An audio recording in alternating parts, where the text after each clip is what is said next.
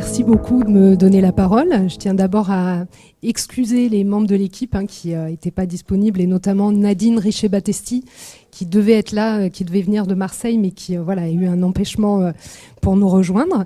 Donc je parle au nom de toute l'équipe. Et cette équipe, vous dire juste qu'elle est composée essentiellement d'économistes et de gestionnaires, de collègues en sciences de gestion, qui viennent de plusieurs labos, notamment l'UMR Ardève, Coris, qui est aussi un laboratoire de l'Université Paul Valéry, et donc le LEST CNRS de l'Université d'Aix-Marseille. Donc le programme Futur Éco, je vais commencer comme les collègues par rappeler très brièvement le contenu de ce programme. Il porte sur l'économie collaborative, l'économie du partage, l'économie sociale et solidaire. L'objectif finalement pour le dire très vite, l'objectif de ce programme, c'était justement d'essayer de caractériser des pratiques émergentes de l'économie sociale et solidaire, de l'économie du partage, de l'économie collaborative. Ces pratiques ont en commun de privilégier l'usage sur la propriété et de mettre en œuvre des coordinations horizontales entre les acteurs. C'est en tout cas comme ça qu'on a donné un périmètre. Il y a, vous le savez, des pratiques de l'économie collaborative que vous connaissez tous, les grandes plateformes, Uber, Airbnb, Wikipédia, etc., qui sont des plateformes collaboratives avec une visée lucrative et qui sont des plateformes aussi très médiatisées.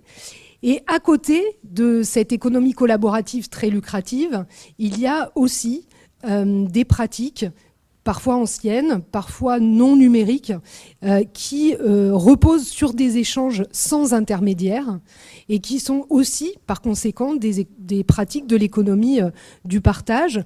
C'est à ces pratiques-là que nous, on s'intéresse en particulier. Pour vous donner des exemples, c'est des jardins partagés, c'est de l'habitat coopératif, c'est des coopératives citoyennes autour de l'énergie renouvelable, c'est des recycleries, des ressourceries. Donc voilà, on est sur ces pratiques que l'on qualifie parfois d'initiatives solidaires parce qu'elles mettent en avant les logiques solidaires ou écologiques. Donc ce programme Futur Éco s'est articulé sur 3 grands axes. Le travail et l'emploi, travail, emploi, activité même, les politiques publiques qui assurent ou pas d'ailleurs l'institutionnalisation de ces pratiques émergentes, et puis un 3e axe qui visait à travailler sur une mise en perspective historique de ces pratiques émergentes pour voir ce qu'il y avait vraiment de nouveau là-dedans. Ces axes n'ont pas tous avancé au même rythme. On a nourri en particulier l'axe 1 et l'axe 3. Et là, pour l'exposé de maintenant, le choix qu'on a fait, c'est justement de se centrer sur un seul des axes. C'est sur l'axe 1 que je vais me centrer ici, pour faire état en fait d'une manifestation à laquelle notre programme a participé. C'est une manifestation qui a eu lieu à Aix-en-Provence l'automne dernier, en 2017. C'était le congrès annuel de l'association de gestion des ressources humaines, qui avait un titre qui nous tendait les bras puisque c'était GRH et Alternative.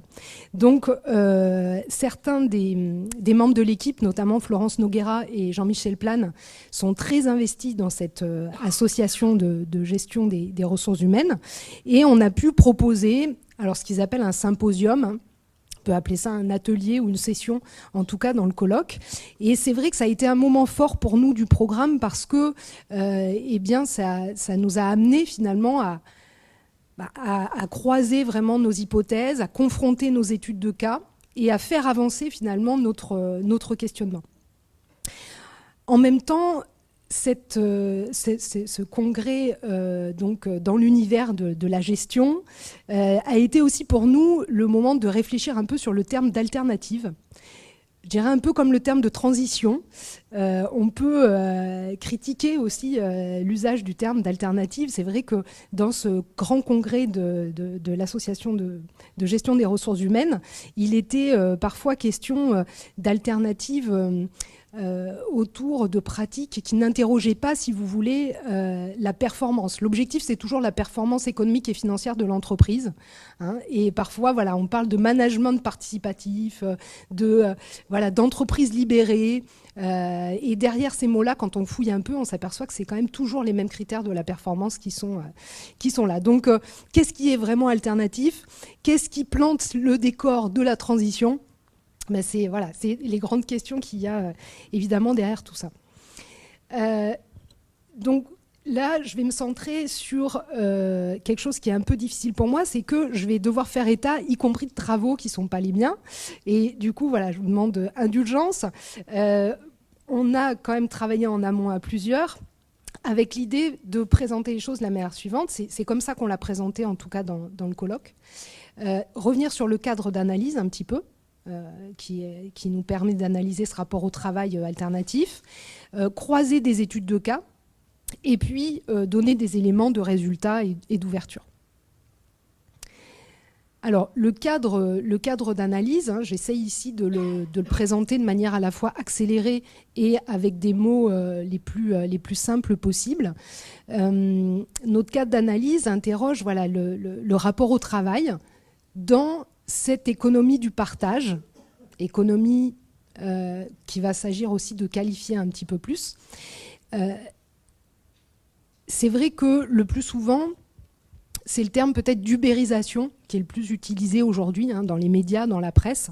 Et l'ubérisation aujourd'hui rime plutôt avec précarisation.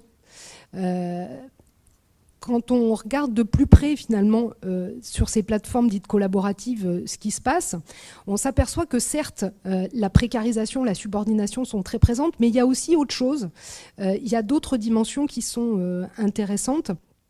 C'est qu'on voit réapparaître quelque part une dimension du travail qui est le travail comme fin en soi, le travail pour lui-même. Hein, et c'est ce qu'on a essayé de creuser un petit peu à travers notamment l'univers du libre, du logiciel libre, qui a complètement requalifié finalement le rapport au travail. Donc pour ce faire, on a d'abord été amené à essayer de mettre une frontière entre économie collaborative et économie du partage. Pour bien différencier les choses entre ces grandes plateformes très lucratives que sont voilà, Uber, Airbnb, etc. et d'autre part, les initiatives auxquelles on s'intéresse. Là, on s'est appuyé sur les travaux notamment il y a un dictionnaire des biens communs, je pense que le programme précédent a dû aussi travailler là-dessus, qui a permis d'étayer finalement cette frontière avec une importance vraiment fondamentale de l'autodétermination des règles par les acteurs eux-mêmes. C'est-à-dire que dans des plateformes comme Uber par exemple ou comme Airbnb, ce ne sont pas les usagers qui fixent les règles, ce ne sont pas les usagers qui fixent les prix. Hein. Donc nous, c'est là qu'on va marquer une frontière entre ces deux sphères et on va exclure par conséquent de l'économie du partage voilà, les plateformes qui ont une forme de coordination verticale. Oui, pour pas trop prendre de temps là-dessus, ce qui nous paraissait important, c'est de repérer que ce rapport au travail un peu particulier, le travail comme fin en soi, on le trouve dans certaines activités en particulier, que sont les activités créatives et dans l'informatique, beaucoup, où le mouvement des hackers, des makers, a réanimé finalement cette dimension du travail qui existait hein, anthropologiquement, j'imagine, depuis fort longtemps, mais qui a redonné du sens. Il y a plusieurs ouvrages qui sont illustrés ici, qui remettent en avant ces dimensions du travail artisanal et créateur, et qui nous ont nous permis de requalifier ces dimensions-là. Donc on est dans l'univers des informaticiens, beaucoup. Les travaux de Michel Lallemand, hein, le sociologue Michel Lallemand, qui a fait tout un travail sur ces hackers et sur le retour finalement du travail comme réalisation de soi. Ce qui nous a intéressé aussi, vous allez le voir par rapport au cas qu'on a étudié ensuite, c'est que le travail comme fin en soi est associé à cette idée d'une auto-organisation des acteurs par eux-mêmes. Et nous, c'est quelque chose qu'on va retrouver dans nos cas. Je vais justement y passer un peu plus vite. Voilà, là on est toujours sur les mêmes idées. Je détaille pas tout le contexte parce que je m'aperçois que ça prendrait un peu trop de temps. Donc voilà, ce qu'on va retrouver dans nos cas, c'est ce côté travail comme fin en soi, et puis bien évidemment une tension avec de l'autre côté de la précarité des modèles économiques, de la précarité des salariés. Et donc c'est cette tension qui va nous intéresser entre retrouver un travail qui a du sens, un travail qui est réalisé pour lui-même, d'une part, et comprendre comment, finalement, il est aussi associé aujourd'hui à une forte polarisation du marché du travail. En fait, on a un marché du travail qui se polarise très fortement entre, d'un côté, des professions et des salaires plutôt élevés, au-dessus de la médiane en tout cas, et de l'autre, une augmentation aussi de l'emploi qui, lui, va être moins qualifié, en tout cas les postes sont moins qualifiés et les salaires plus faibles. Les cas que l'on va travailler, que l'on a travaillé, en tout cas qu'on a présenté à l'occasion de la GRH, ce sont surtout des cas qui portent sur des coopératives. On a croisé les résultats d'un travail sur 3 coopératives différentes. Il y en a certaines que vous connaissez peut-être. Il y en a 2 qui sont sur le territoire montpelliérain, la Cagette, qui est un supermarché coopératif. Il y a, donc je vais un tout petit peu expliquer après. Je ne sais pas à quelle heure j'ai commencé. Il me reste 2 minutes. Voilà. La Cagette, supermarché coopératif, Copanam, coopérative d'activité et d'emploi, et Illusion et Macadam, qui est une société coopérative d'intérêt collectif. Alors, bon, c'est un peu technique, je ne vais pas détailler l'ensemble ici. Ces 3-4 coopératives, on les a abordées avec des questionnements. Donc, c'est à peu près la même diapo, mais simplement avec l'angle qui nous a intéressés à chaque fois. À la Cagette, on s'est posé la question de, finalement, ok, cette structure apparaît comme une structure alternative, comme une coopérative alternative, mais est-ce que les travailleurs qui travaillent dedans considèrent eux aussi, finalement, qu'ils sont dans un projet alternatif avec des valeurs positives et inclusives? Est-ce que c'est ce que disent aussi les salariés à l'intérieur? Je ne peux pas relater ici l'ensemble des résultats, mais ça a été une question assez intéressante qui montrait l'importance du collectif dans la reconnaissance du travail, finalement. Et on a retrouvé ça d'ailleurs dans les 2 autres coopératives qu'on a étudiées, que ce soit la coopérative d'activité et d'emploi Copanam. Le principe, c'est une somme d'entrepreneurs individuels qui se regroupent sous une même entité qui va faire entreprise. Donc chacun a son activité, mais ces entrepreneurs individuels vont se salarier de l'entreprise coopérative. Voilà, ça c'est le principe de la coopérative d'activité et d'emploi. On retrouve cette dimension collective et autodéterminée des règles. Même chose dans la SIC Illusion et Macadam, qui est dans le secteur culturel. Alors, pour essayer de clarifier, je vous donne juste les résultats et l'ouverture, c'est la dernière diapo. Dans nos résultats, je vous le disais, ce qui nous a paru important, c'est cette mise en lien entre, finalement, la capacité à s'auto-organiser et cet autre rapport au travail. Dans les 3 coopératives étudiées, ce que disent les acteurs, c'est que pour eux, ils sont tout autant dans un projet politique que dans un projet économique. Et ce projet politique, ils le construisent eux-mêmes à partir d'une propriété collective de l'entreprise. Donc ça nous a amené par la suite à travailler sur la gouvernance et sur la gouvernance en commun, c'est-à-dire comment finalement est-ce qu'on répartit le pouvoir et la valeur à l'intérieur de ces entreprises. L'autre question qui apparaît extrêmement importante, c'est finalement comment on dépasse la flexibilité et la précarité. Comment est-ce qu'on réinvente des protections sociales au travail, comment est-ce qu'on sécurise finalement les statuts des travailleurs. Et on a vu que dans ces coopératives, il y avait des pistes. Alors, c'est pas le paradis sur Terre, hein, c'est pas ce que je veux dire, mais il y a des pistes de réinvention de certaines formes de solidarité au niveau local.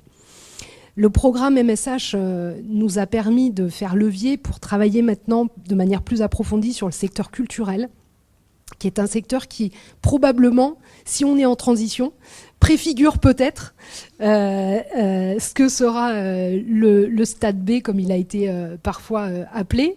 En tout cas, voilà, dans les grandes tendances qui se dessinent, il semble que dans le secteur culturel, il y ait vraiment matière à examiner, à voir des choses. Et puis, l'autre ouverture qui nous a paru de plus en plus importante et qui sera peut-être un vecteur pour nous amener vers d'autres disciplines, c'est l'importance du travail politique dans ces organisations coopératives. C'est-à-dire qu'une grande partie de l'activité des gens aussi dans ces coopératives, c'est de voir comment on décide collectivement, c'est de voir comment on monte un projet ensemble. Et voilà, cette activité-là, finalement, quelle valeur économique elle a aujourd'hui? Est-ce qu'elle en a une? Est-ce qu'on la reconnaît? Et comment elle peut se voir dans la trajectoire des individus au niveau de leur profession? Voilà, c'est un peu rapide et peut-être pas simple à entendre pour tout le monde, mais je pourrais prendre des questions.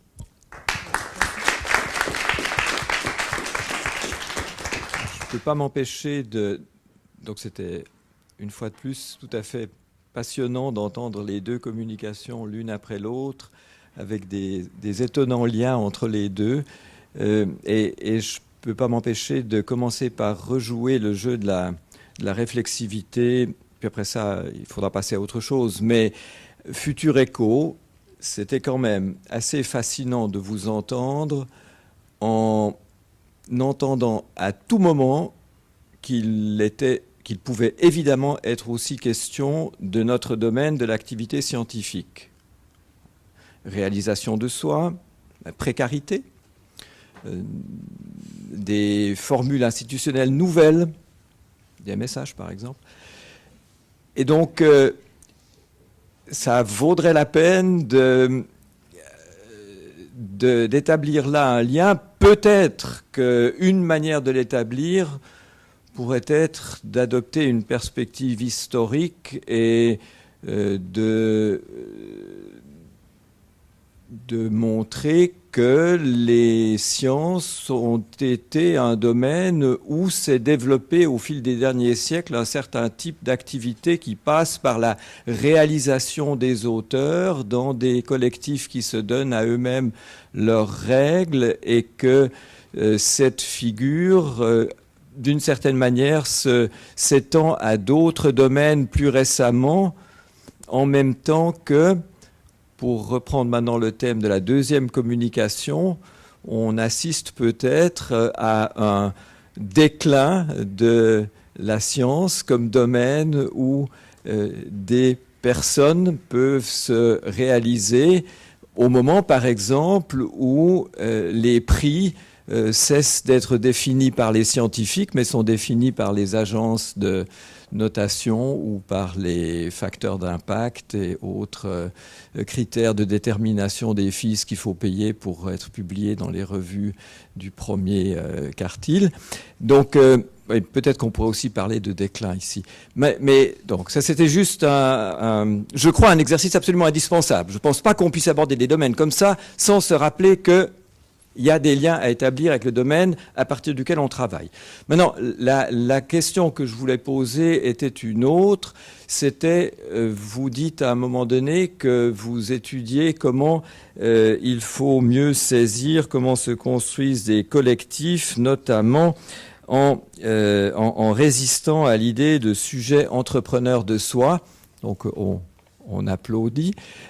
En même temps, est-ce que ça n'est pas aussi très important de voir comment, dans ce type de collectif plus particulièrement, les sujets individus ne joueraient pas aussi un rôle très important et ces collectifs ne seraient pas des collectifs qui forment des nous, qui sont vécus comme des nous auxquels je participe, reconnu par les autres comme je faisant partie du nous. Est-ce que ça ne mérite pas d'être approfondi et bon, dans le sens au fond d'une approche transdisciplinaire des transformations récentes de l'individu, je dirais. Et là, j'aimerais faire le pont avec avec Rebond, où il a été question à un moment donné des personnes qui pouvaient se mobiliser, éventuellement des leaders qui émergent, qu'il faudrait d'ailleurs contacter en priorité plutôt que d'aller voir ceux qui sont installés actuellement aux responsabilités, ce qui est une méthodologie qui me paraît poser quelques problèmes politico-éthiques en même temps qu'elle paraît tout à fait plausible. Mais enfin, ce serait à approfondir. Et là encore, qu'est-ce qui peut favoriser, rendre possible l'émergence d'un leader? Et plus important encore, qu'est-ce qui peut favoriser et rendre possible la prise en main, l'initiative de personnes en nombre suffisant pour que ça puisse être la base, la force d'un rebond. Merci pour ces questions. J'ai 4 heures, c'est ça pour répondre. Non, merci beaucoup, ça fait écho. Ouais. Ça fait écho. Ça fait écho, c'est sûr. Juste un élément ou deux pour tenter de répondre, même si ce sera forcément complètement incomplet. Oui, le secteur des chercheurs, on pourrait dire des enseignants aussi, constitue évidemment aussi un champ extrêmement intéressant pour étudier le travail. J'ai vu il n'y a pas très longtemps que l'INSEE avait sorti d'ailleurs les enseignants de certaines enquêtes sur la mesure des temps sociaux, parce qu'en fait les enseignants ils sont tout le temps en train de travailler, le week-end, à la maison, etc. Donc on peut plus compter leur temps de travail, ce qui était assez révélateur des nouvelles frontières d'ailleurs temporelles. C'était assez intéressant. Donc oui, je dirais en même titre, peut-être que ce que pour l'instant là on est en train de lancer sur le secteur culturel, probablement que sur l'enseignement, la recherche et tous ces métiers dans lesquels cette dimension du travail comme réalisation est importante, et heureusement que ce sont d'ailleurs des choses qui montent dans la société. Il y a peut-être d'ailleurs des très fortes attentes sociales sur le fait qu'aujourd'hui tout un chacun a le droit de se réaliser dans son travail, et que c'est sans doute une des dynamiques fortes aussi. Quand on a une société avec 80% d'une classe d'âge au bac, c'est normal qu'il y ait des aspirations fortes aussi derrière et des rapports sociaux qui poussent vers un besoin d'épanouissement, et qui du coup dans l'entreprise justement revendiquent, d'accord, on demande notre subjectivité, notre créativité, mais nous on demande aussi du coup à participer quand même au minimum aux décisions qui vont nous concerner, et c'est exactement ce qu'on travaille dans les coopératives, ce côté auto... Et là où il y a effectivement une tension entre le je et le nous, alors c'est rigolo parce que c'est vraiment dans le dernier colloque qu'on a fait, on a pointé cette dimension-là dans les questions de gouvernance, parce que ce qu'on voit dans ces coopératives aussi, c'est une tension entre, à un moment donné, ce leader qu'on retrouve sur les territoires et qui est aussi dans les entreprises, qui incarne le projet, qui donne une dimension homogène au projet d'ailleurs bien souvent, mais qui en même temps s'oppose à la notion de collectif dans la répartition des pouvoirs au quotidien. Donc c'est quelque chose qui, dans les coopératives aujourd'hui, en tout cas, est problématique. On commence à imaginer des gérances tournantes, des systèmes pour contrebalancer.